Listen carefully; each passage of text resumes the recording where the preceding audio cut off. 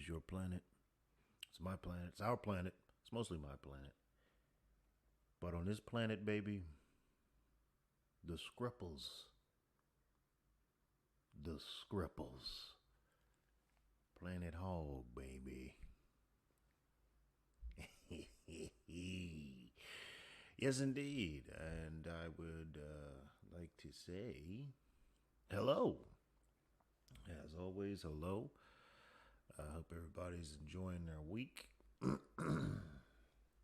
It has been a pretty busy week for me. I'm always happy for busy weeks. But I just wanted to get up in here real quick, man, and you'll have to excuse some of that background noise. I don't know if you guys are going to hear it or not, but there's a storm outside. So, the storm's out there doing its stormy thing, and we're in here doing ours. And I don't know, I think it's a part of some kind of cell. I don't know. I only pay attention if it's a tornado. That is the only that's the only natural disaster that I really pay attention to. Actually lived in Oklahoma for 5 years before I moved here, and I was actually there for the oh man, what year was that? I think that was 2000 and I want to say 2013 maybe. That really big tornado that made like national news. That was maybe 2, 3.5 blocks southwest of where I lived, because I was living in Moore at the time, and yeah, so I got to see that thing, and after that, man, I don't fuck around when it's a tornado. I'm paying attention. Everything else, nah, not really. And really, down here, nobody really pays attention to hurricanes until they get here. It's actually quite fascinating and kind of cool. Florida may be low key one of the coolest places to live, but anyhow, it's always funny. We're entertaining company, and one of the people was from the north, I think northeast. Maybe not even Jersey. I think Pennsylvania. But it's always funny hearing their perspective after their first like hurricane season. She's talking about how she was, frantic and do I need this? Do I need this? Do I need that? People just aren't giving a shit. They're just like, what? Oh, there's a hurricane coming? Okay. Let us know when it gets here. So, and it's always funny to see people's reaction the first time that they encounter that, in Florida. And welcome. Now, vote like us. Anyway, and you know what? I was actually talking to the good doctor earlier, and a special shout out to the good doctor. I was actually talking to him earlier, and he was talking about that, and people kind of having to deal with the decisions they've made politically. And you know what? Something should be done, right? I mean, something should be done. It doesn't seem quite right. The idea and the notion of people, for example, let's use, I don't know, what's going on now. Probably a good example. Where you have a lot of people who voted for the jackasses, for the ass part. That's what I never got around. Elephants are legitimately cool animals.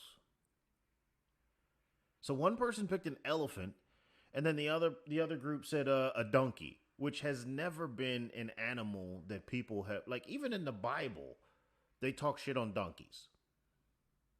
So donkeys have always been an ain't shit animal. And these ain't shit motherfuckers, name themselves after it. But anyway, or I'm sorry, use it as their mascot or their emblem. They don't name themselves after it, but I just thought that was interesting. But anyhow, that aside, yeah, there should be some kind of measure, because it doesn't seem quite right that these people that voted blue, no matter who, and now their life sucks. So what? But you want to take your happy asses down here and bring all that horse shit with you. Or over to Texas if you're a Californian or a Coloradoan, a Coloradoan, whatever you call yourselves, you fucking mountain people. So something should be done because it's not quite right that you get to run away from the terrible decisions you've made, enjoy the benefits of the good decisions someone else made, but then also bring your same harmful behaviors. Am I making the immigration argument? Hold on, I just crossed my wires. I'm just kidding. But it is a nasty parallel, isn't it? That is nasty. That's filthy. Anyway, but you bring those same beliefs that led to you fleeing your other state to the new state. So there should be some kind of measure in place. I'm not quite sure what that looks like, but it's not completely far-fetched. I mean, if you are a person, for example, that makes bad credit decisions, well, that stays with you for 7 years. No matter, you pay it off, but it'll stay with you. It'll still be marked that, remember when you did this? I don't see why there can't be some kind of translation into how you vote. Remember you did this? You got to set it up, though. There has to be maybe some kind of, I don't know. Because it'd have to be trackable, right? You'd have to have some kind of bureau where somebody has to file for... This is the immigration argument. Where they have to file for asylum from their horseshit state. Oh, my God. Anyway, a little food for thought. Maybe I'll develop that one a little bit later on. But I'm actually here to talk to you today about the little back and forth with Candace Owens and Cardi B. Cardi B. And for those of you who don't know, actually this isn't the first time these two have kind of went back and forth. It was back when Cardi decided she would weigh in on politics because, she saw the word poll in it and figured I know all about this. But Candace kind of checked her and was like, look, stay in your lane, okay? When we're asking somebody for the best lubricant to keep my skin from burning while I'm inverted and naked sliding down a pole, we'll call you. But when it comes to how a country should run, keep dancing for tips. Which I think is fair. Now, obviously, she said it a lot more tactfully than I, but then again, that's not saying much. So anyhow, it kind of died down after that. In my opinion, Cardi realizing that, well, she was in her floaties, but this wasn't the neighborhood pool. This was actually the Atlantic Ocean. So it went away. It dissipated. And then recently after the Grammys that unfortunately I was held hostage into watching because this one project that I'm running, good God, man. It's out there. It's out in God's country. It is out there with nothing but farm and happy faces. And that's not the good God. The good God is they only get one channel in this particular building. And it just happened to be the channel that the Grammys were on. So I had to watch that because the person who was there working, he chose to watch that. So I got to see it all firsthand. It was terrible. Trevor Noah is not funny. None of these fucking people are funny. And I don't even think they're trying. Like Trevor Noah, okay, he tries to be funny now, but it's just not funny anymore. We get it. Republicans suck. Trump bad. What else you got? Oh, we have to inspire change. Oh, okay, we're going to the proselytizing now. Okay, that's fine. This little sanctimonious kind of horseshit sermon that they all spew. It's funny because I grew up, okay, so I'm 85. So I grew up, I was like maybe in my 15. Yeah. So late 90s, liberals used to make fun of, and people used to hate, well, not used to, they still do, but for a different reason. people could not stand Christians. Why in the late 90s? Because you said you had a lot of people walking up trying to convert you on the spot. You don't remember this? I remember this very vividly, even in the Bible Belt. And I mean, I was in church at that time, so I'd seen it from both sides. And I remember just being annoyed for people after a while. Like, good God, man, can we just have a conversation without you trying to baptize me? And I understand that sentiment, and that's fair.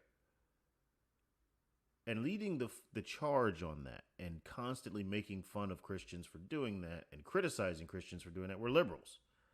And now it seems like they have become that group where you just can't watch a movie without them trying to spread their gospel. Only thing is, gospel I think means good news. Their shit is not good news. I mean gospel only in the sense that it is doctrine. So anyway, Trevor Noah tries to be funny. He tried to be funny in that. I just generally don't find this man funny. And again, generally, I don't find him funny. There's a couple times he'll throw a couple zingers in. I'm like, okay, that was witty. Because one of the things that separates us from them is we can, we don't play this kind of child game where it's like, no, everything you do is bad. No, I can laugh when you make a joke. Like, for example, a few months ago, there was some YouTube or Twitter clip of Obama shooting, like hanging out at a basketball court with some kids or whatever, and some high school or whatever. And as he was leaving, he shot what we used to call a sign out. Like when we played ball, it was like, okay, I got to sign out. Like you sign the book when you leave, or you got to hit a jump shot before you walk off the court. That's what we did. So I get it. And it actually took me back to that. So I appreciated that part of it. Now, I hate Barack Obama, but I appreciated that. And he just grabs the ball, pulls up, takes a nice little jumper from the corner and knocks it down and just walks off smooth. I was like, I clapped. I laughed. I was like, that's good. That's a good sign out right there. I'm feeling it. Ben Shapiro was talking all kinds of shit. I'm like, this is not necessary. You don't have to play their catty games. Anyway. So, I can give the devil his due. Trevor Noah has his moments sometimes, I guess. Very rarely with me, though. Like I said, I generally don't find him funny. But like the rest of them are not funny. Like Colbert is not funny. I don't know if he ever was, but I don't even think he's trying to be funny now. All he does is, he's like the voice in the sky.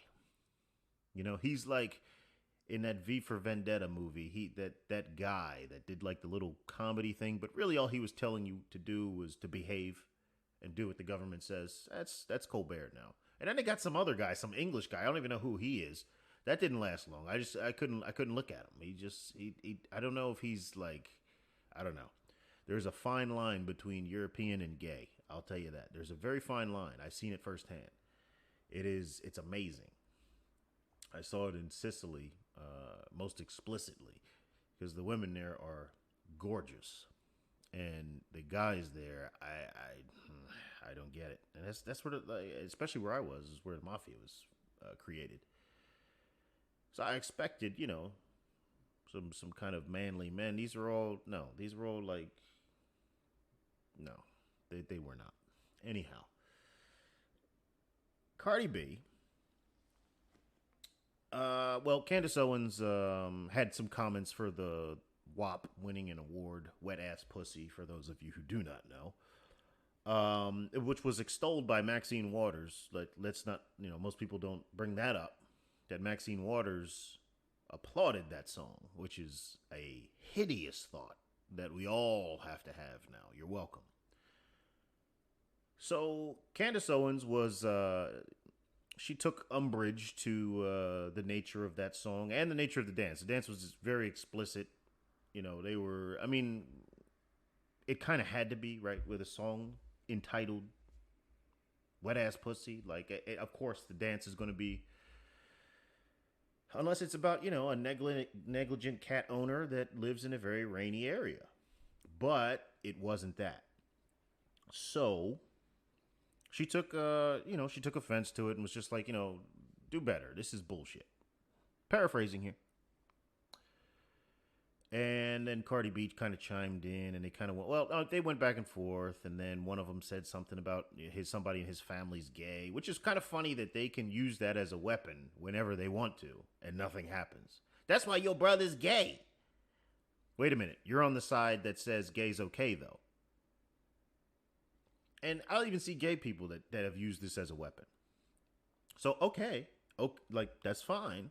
If you're introducing it into warfare, then it's a legal weapon for everyone. Now, it went personal. Candace was just kind of like, okay, you want to bring my family into it, then she's taking it to the legal route. Well, then Cardi B started deleting everything. And, this is, on the one hand, I just hate that Candace Owens has to address someone like Cardi B. But at the same time, you have to fight the fight where the fight is being fought. And right now,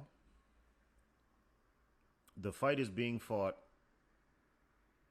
in the fucking mud pits.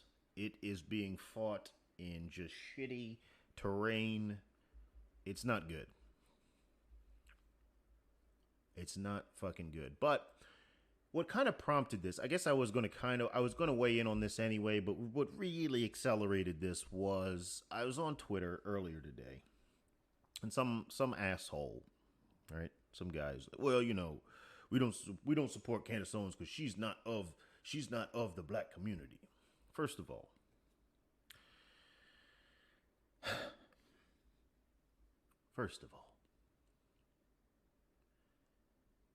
this whole community talk, regardless of the adjective preceding it, does more harm than it does good. All it does is reinforce the fact that this country is made up of people that are not alike. That is the water drip that we need to stop. Right? If you have a leaky pipe in your house, depending upon where it is, let's say it's in the wall somewhere. If it continues to drip, what happens eventually? Well, it starts rotting shit. So you can continue to just wipe up the little drip. Oh, everybody love everybody. Oh, peace. Everybody love everybody. Acceptance. Wipe the drip up. Or we can fix the actual problem. Because the reality is, America is a very unique social experiment. There is no other nation that is like this one, where its constituency, its principal constituency, is not people of the same ethnicity. Every other nation, that is the case.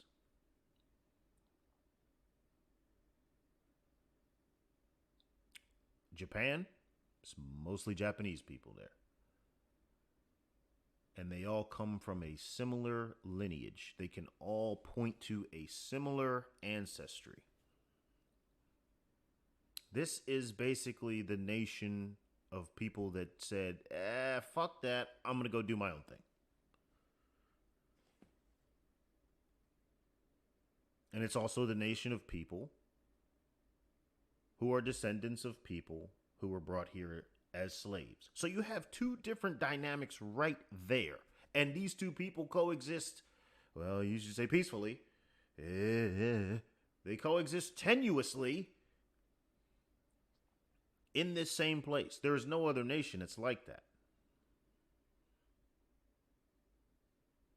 And then you started bringing on people from other European nations that were purely homogenous. I mean, I won't say purely, but overwhelmingly homogenous.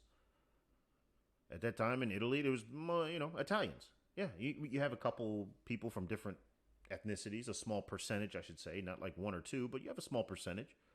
But the majority. So when we focus on the things that make us different, it just reinforces the fact that this is a social experiment, and in most other countries now, things are changing because global immigration is becoming more of a, it's a lot more prevalent now with the advent of technology and people being able to move places more affordably, et cetera, et cetera. But overall, this mass immigration of people of different ethnicities to newer countries, foreign countries, is a relatively new thing to the extreme that we're seeing it now. Again, not denying that there was immigration back in the day. But the fact that it is much more prevalent now only reinforces how important it is for us to unify with one or two, or maybe a set of common values. For us, it was the Constitution, the Declaration of Independence. These are the things that bring us together, or supposed to. Because otherwise, that's what you get, community talk. I'm black, he's white. Why do we live here together? That's nowhere else in the world.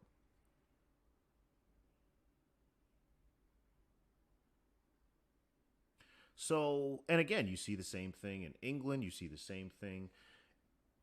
The black-white thing is everywhere slavery was permitted at one point in time. But this community talk, getting back to it, this community talk does way more harm than good. It just reinforces the fact that we are not alike. It just creates more us versus them. So anyway, that was the first part. The second part, if you were to say, and this man did, she's not of this community. Okay, but what's the state of that community? Not very good, to say the least. Pretty fucking awful, to shoot more precisely. So if I have someone who's not of, quote, of that community, of said community, but she's pretty damn smart, pretty damn articulate, puts forth a lot of good ideas, doesn't promote behavior that's harmful, and I'm in a community that does all of the opposite of these things, maybe I say, what you got to sell, snake oil salesman? I just don't understand. And please, for all the people out there who take Cardi B's side over Candace Owens' side, yeah, Cardi B, that was power. I saw some bitch. She said she was 56 years old. I'm a Cardi B fan. Okay, well, that right there, right fucking there, it's wrong.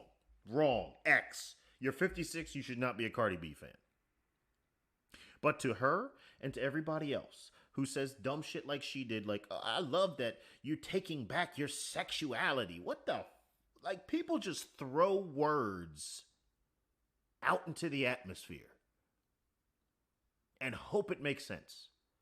And the more abstract and incoherent the words being thrown together, somehow the more profound they are. But anyway, to her and to everybody else who takes that side, may your daughters follow in Cardi B's footsteps. May your daughters and all your nieces follow in Cardi B's footsteps. I don't know. I was minding my own business. A fat, bald, gray man appeared. He said he was me from the future, and he told me to say that. He thanked me in advance. I don't know.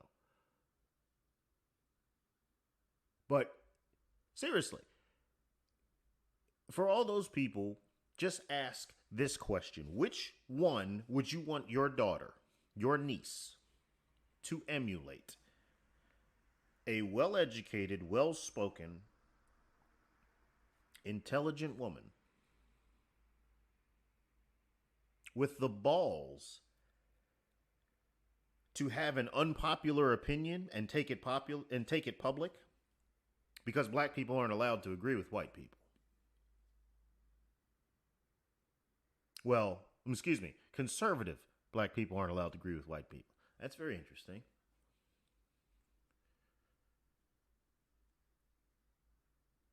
So she's got the balls to tell you to your face in a stern but compassionate way, you're fucking up.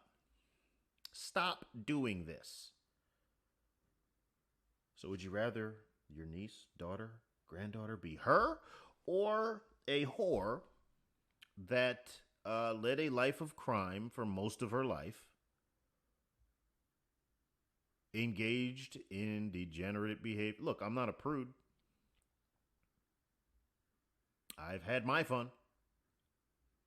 Doesn't mean I want my kids to. Doesn't mean I want my daughter to specifically. That's a double standard. Yeah, they exist. They exist. So anyhow, ooh, the rain is picking up. Which one do you want your daughter to be? Most adults will say, obviously, Candace Owens. So why would you then be not promoting her? Right? See her, be her? Right? Because she doesn't make herself into a victim.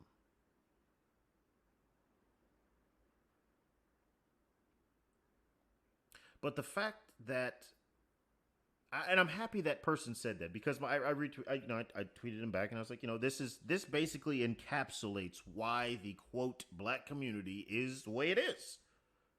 Your tweet, you got it all right there, but you can't talk about it unless you're blaming somebody else.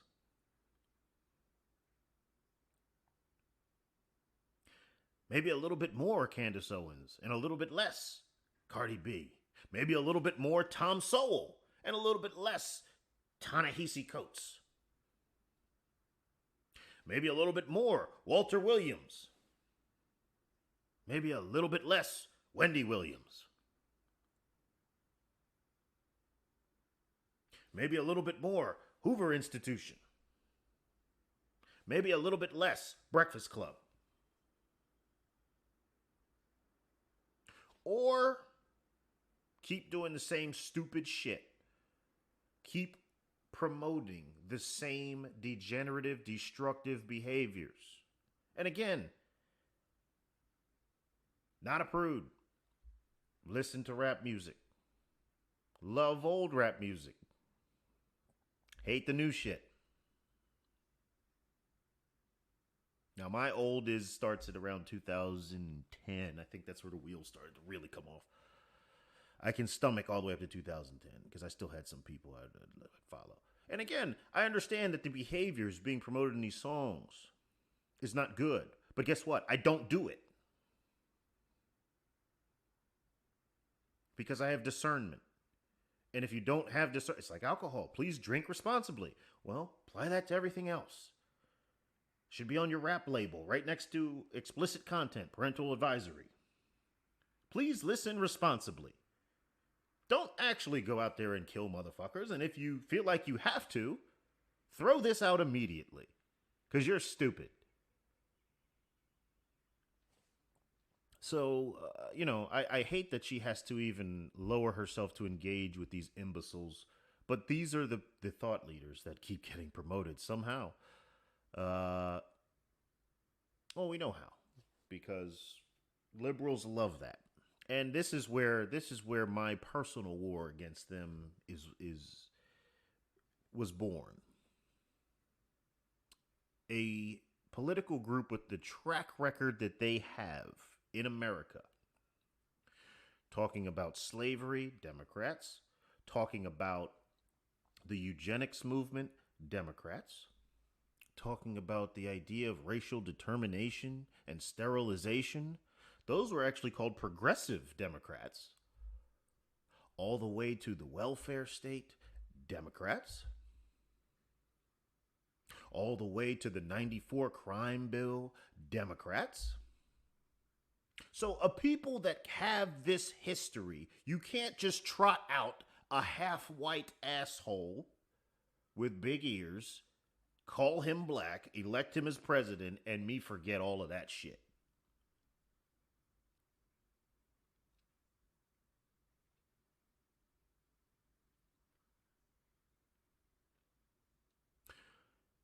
So, them promoting people like Cardi B, and they're very quick to tell black people who your leaders are. They don't necessarily do it explicitly. They just keep putting them in front of your face. It's I'm watching this. I'm a part of this, but I'm watching this from like almost a third person omniscient point of view. Because I've divorced myself from the game.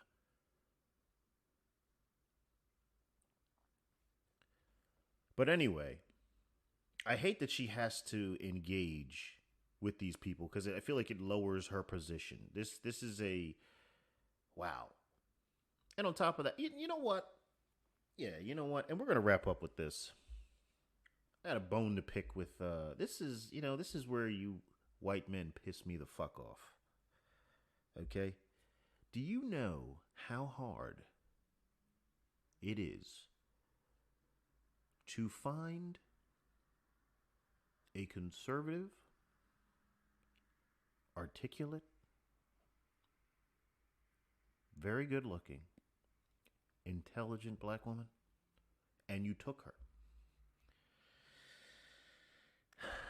You sons of bitches. I mean, legitimately, and this is not me beefing on interracial, quote unquote, interracial relationships. I don't give a shit. My girlfriend's, I don't care. But god damn it, if I could get a Candace Owens, I could make mama proud. No, in all seriousness, ladies and gentlemen, I want to thank you for tuning in. I see that things are moving up over there on Rumble. I appreciate all you guys on Rumble, giving the Hogman a chance. And I plan on doing another one on Saturday. Just got to kind of get my schedule back in line here. I took my fat ass back to the gym this week. I really didn't want to do it. I've been training for something my whole life, whether it was, some sport I was playing or the military or wrestling, whatever it was. I was always training for something, and now I have nothing to train for, so I was like, let's just hang it up. But that's not what the lady likes, so you gotta do what you gotta do. Anyway, thank you all for tuning in, and I will catch you all on the flippity flip side. Peace.